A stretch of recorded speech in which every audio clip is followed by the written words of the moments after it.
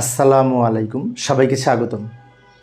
প্রিয় শিক্ষার্থী বন্ধুরা, আজকে আমি আইসিটি বিষয়ের যখন লজিক ফাংশন থেকে বিভিন্ন রকম গেট বাস্তবায়ন করি বা একটা লজিক গেট থেকে আরেকটা গেট বাস্তবায়ন করি, সেই ক্ষেত্রে প্রশ্ন যদি বলা থাকে নর গেট দ্বারা এক্স নর বাস্তবায়ন করো, কীভাবে অঙ্কন করব, তাই না?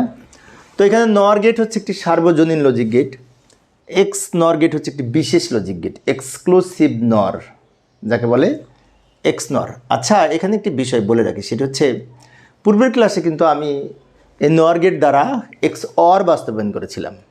তো পূর্বের ক্লাসটি যারা দেখেছো তাদের জন্য আজকেরটা অনেক সহজ হবে। পূর্বেরটার মতোই একটু পার্থক্য আছে।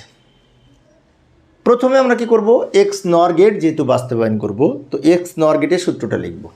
তো এক্স নর গেটের সূত্রটা লিখে নিলাম।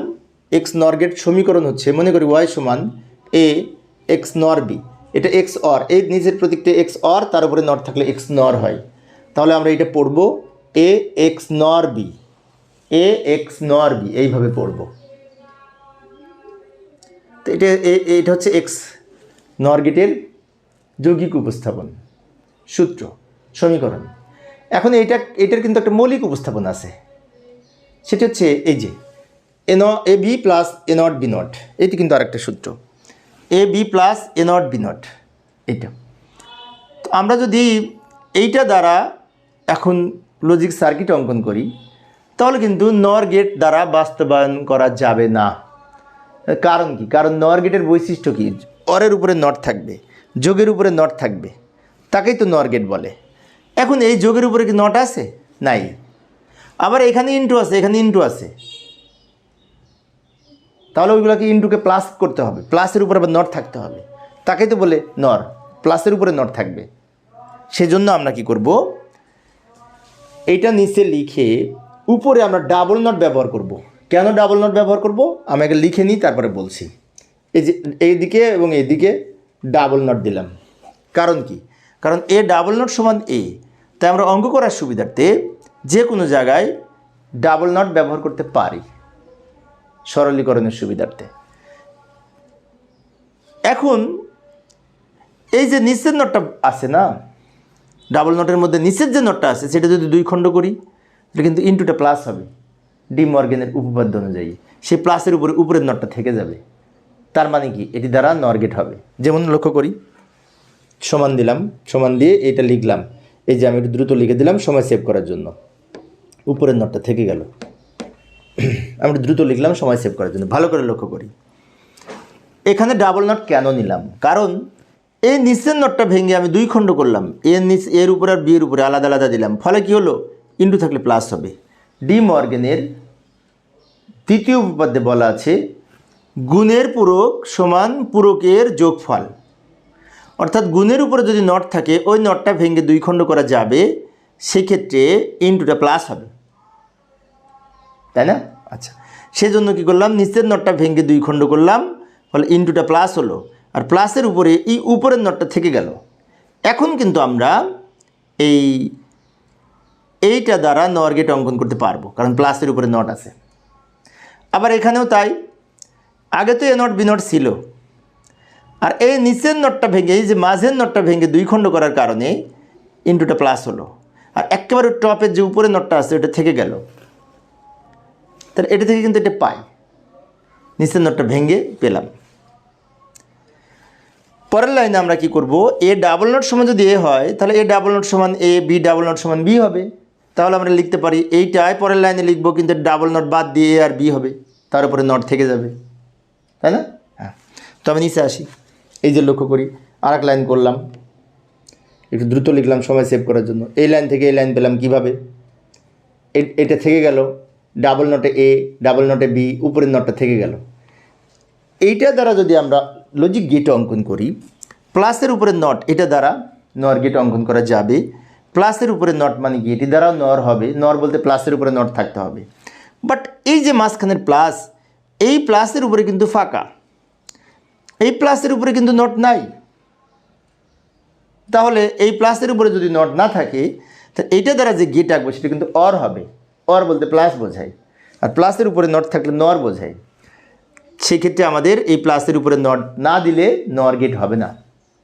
এখন অনেক শিক্ষার্থীর মনে হতে পারে সমস্যা কি, এখানে অর দিয়ে আঁকলে সমস্যা কি? না, অর দিয়ে অঙ্কন করা যাবে না, কারণ এখানে বলেছে নর গেট দ্বারা বাস্তবায়ন মানে কি, এইটা দ্বারা এমন পর্যায়ে নিতে হবে সমীকরণটা যেখানে যে আমি সবগুলি নর পাবো।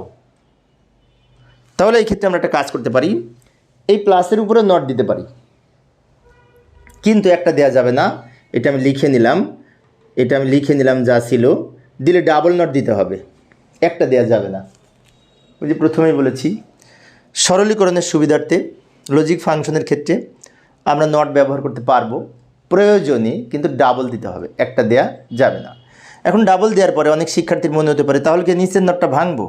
না, নিচের নটটা যদি ভাঙি তাহলে আর একটা সমস্যা হবে, এই প্লাসটা ইন্টু হয়ে যাবে, ইন্টুর উপরে নট মানে কি তখন ন্যান্ড হয়ে যাবে, ন্যান্ড হলে তো আর নর হলো না, তাই না? সেই জন্য এখন এইটা দ্বারা যদি আমরা লজিক সার্কিট অঙ্কন করি তাহলে সবগুলি কিন্তু নর হবে। কিভাবে হবে? প্লাসের উপরে নট মানে কি, অরের উপরে নট মানে নর গেট, এই অরের উপরে নট নর গেট, এই অরের উপরে ডাবল নট মানে কি, ওইদিকে দুইটা নর গেট হবে ডাবল নটের জন্য। যাই সমাধানের চেষ্টা করি। এই যে এ একটা ইনপুট নিলাম, বি একটা ইনপুট নিলাম, দুটি ইনপুট লাইন নিলাম। প্রথমে এ নট আর বি নট দুইটা মিলে নর গেট অঙ্কন করব।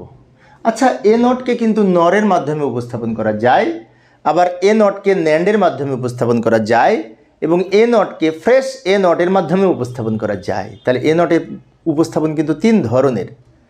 এইখানে আমরা কোনটা আঁকবো? এখানে এ নটকে আমরা নরের মাধ্যমে উপস্থাপন করব।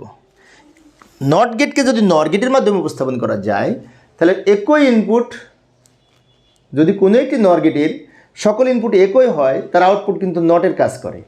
কিভাবে? যেমন এই ইনপুটটা এ, আবার এই নিচেরটাও এ। নর গেটে তো দুই বা ততোধিক ইনপুট হতে হবে, তা না হলে তো হবে না। তো এটাও এ, এটাও এ, এর সাথে আমরা একটা নর গেট যুক্ত করলাম, তাহলে এখানে ঘটনাটা কি ঘটলো? এটাও এ, এটাও এ, দুইটা এ যোগ করে একটা এ, তার উপরে এই নট। ভালো করে লক্ষ্য করি, এটাও এ, এটাও এ, দুইটা এ, এটা তো যোগের গেট, দুইটা এ যোগ করে একটা এ আর এ যোগ করে একটা এ, তার উপরে এই নট। তার মানে কি, এ নটকে এইভাবে উপস্থাপন করা যায়, যাকে বলে নট গেটকে নরের মাধ্যমে উপস্থাপন। এবার বি নট মানে কি, অনুরূপ আঁকবো বিকে আবার আমরা এখানে নরের মাধ্যমে যদি উপস্থাপন করি, এটাও বি, এটাও বি, দুইটা বি যোগ করে একটা বি, তার উপরে এই নট। তাহলে এ নটকে এইভাবে, বি নটকে এইভাবে আমরা নর গেটের মাধ্যমে উপস্থাপন করলাম। এবার কি করব? এ নট আর বি নট যোগ করে তার উপরে নট। তো এ নট আর বি নট দুইটা কী করবো? যোগ করব। যোগের জন্য আবার এরকম একটা অর গেট, অরের উপরে আবার এই নট, অরের উপরে নট, তার মানে কি এটি নর গেট হয়েছে। এটা লিখতে পারি এ নট প্লাস বি নট তার উপরে নট। এই যে এ নট প্লাস বি নট তার উপর এই নটটার জন্য নট। তাহলে আমাদের এই অংশটুকুর জন্য এটা পেলাম। এবার এটা অঙ্কন করব। এটার পরে এই প্লাসটা সবার শেষে অঙ্কন করব। এই প্লাসের উপর টোটাল নটটা না, ওই টোটাল নটটা সবার শেষে অঙ্কন করব, হোল নটটা। এবার আমরা এইটা অঙ্কন করব, এ বি যোগ করে তার উপরে নট। তো এ তো এই লাইনটা, বি হচ্ছে এই লাইনটা, এটা কি করব? যোগ করব, যোগের জন্য এরকম অর গেট, যোগের জন্য অর গেট, যোগের উপরে নট দিব, নট মানে এই নট। তাহলে এই যে লাইনটা বের হলো, এইটা হচ্ছে এ প্লাস বি এর উপরে নট, এ প্লাস বি এর উপরে নট। ভালো করে লক্ষ্য করি, এইটার ফলাফল আমি এটা পেলাম, এটার ফলাফল এটা পেলাম, এই দুইটা মিলে এখন আবার যোগ করব, যোগের উপরে নট দিব।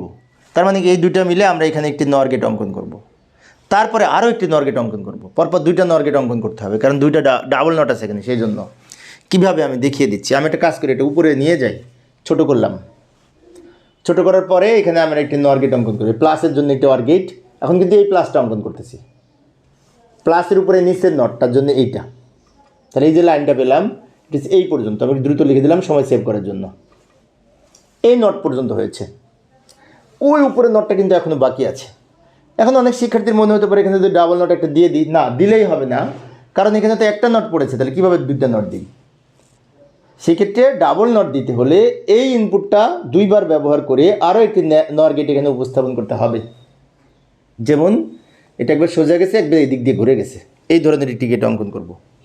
একই ইনপুট ব্যবহার করে যদি নর গেট তৈরি করতে চাই, তাহলে ওই ইনপুটটা নিতে এক্সটেনশন করে ডাবল করে নিব। ডাবল করে এখানে আবার একটি এই যোগের জন্য অর গেট, তারপরে নট। তাহলে এই যে লাইনটা বের হলো, এটা হচ্ছে, এটা আগে লিখে নিব। এটা আগে লিখে নিলাম।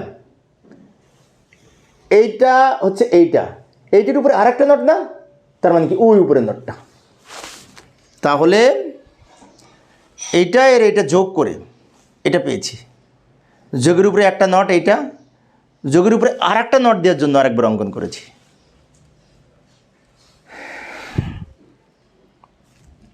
তো প্রিয় শিক্ষার্থী বন্ধুরা, এই ছিল আজকের আলোচনা। শিক্ষার্থীদের অনুরোধে আমি অল্প অল্প করে আলোচনা করি, শিক্ষার্থীরা যাতে বোরিং ফিল না করে। তো পরের ক্লাসটি দেখার আমন্ত্রণ রইল। খোদা হাফেজ।